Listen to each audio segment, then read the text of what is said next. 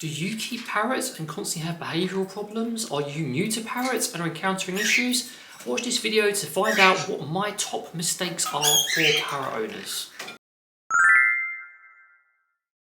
Hey everyone, I am David. Welcome back to the channel. Today we're going to be talking about my top 10 parrot owner mistakes, and these are for beginner owners, for experienced owners, all the way through, and these are the things that keep cropping up over and over again.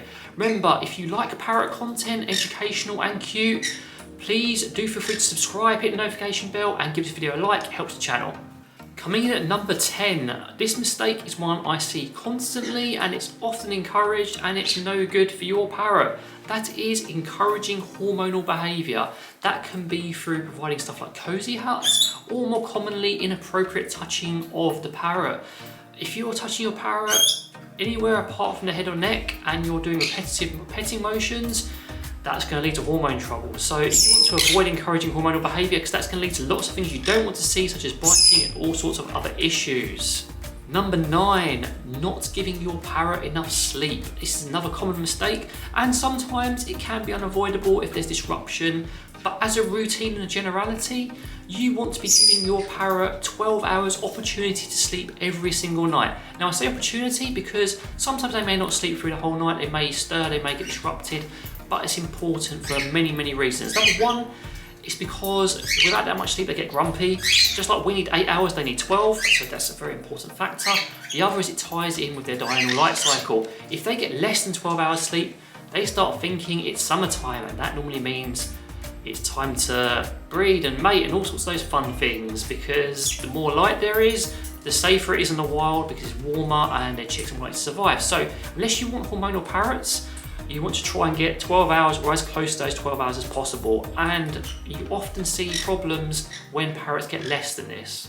Number 8 of my parrot owner mistakes list is not reinforcing and maintaining behaviours. If your parrot's getting a sloppy step up or they're not spinning as enthusiastically, could be down to dietary factors, but more likely it's because you're not reinforcing their behaviour.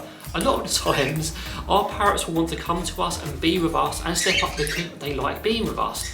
But sometimes you need to reinforce it, especially if you're a newer parrot owner, you need to reinforce those behaviours by providing positive reinforcement. Scampy agrees, he's squealing. Similarly, if your behaviour is getting sloppy, you need to maintain that behaviour. So you can't take even stepping up for granted. It needs to be regularly reinforced with a high value treat. Going back in a cage, all sorts of examples, you will see their behaviours deteriorate if you're not regularly reinforcing them. So do maintain those behaviours and you will find you have a lot less trouble with it. Also worth noting, if your parrot's finding treats less appealing, look at the diet and if they're getting a good diet, but also do a regular test, treat hierarchy test. I'll leave a card for one now, whilst going to be sitting on my arm because he seems to love doing that. Sometimes your parrot's taste for treats will change seasonally and you may need to find them another high value treat.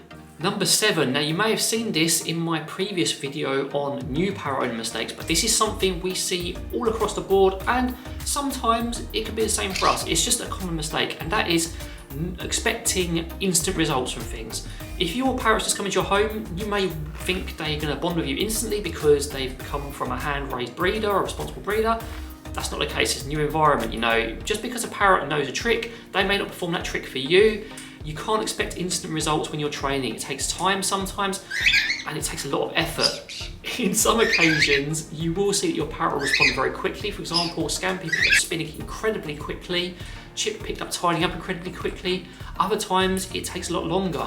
For example, teaching Pickles to recall. She's great at it now, but initially she didn't want to do it. You have to break it down to small steps and you can't expect quick results. You have to put in a lot of time, patience and effort to get what you want.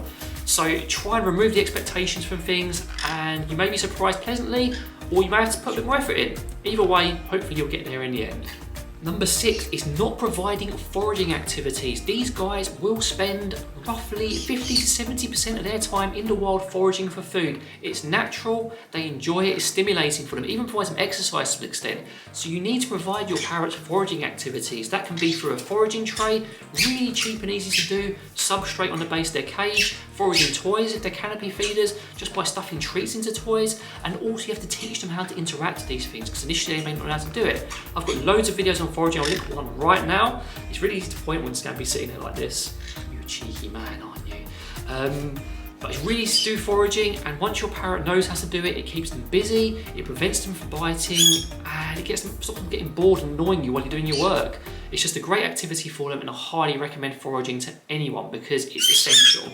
So guys, that is number 10 to number 6 of my top 10 parrot owner mistakes.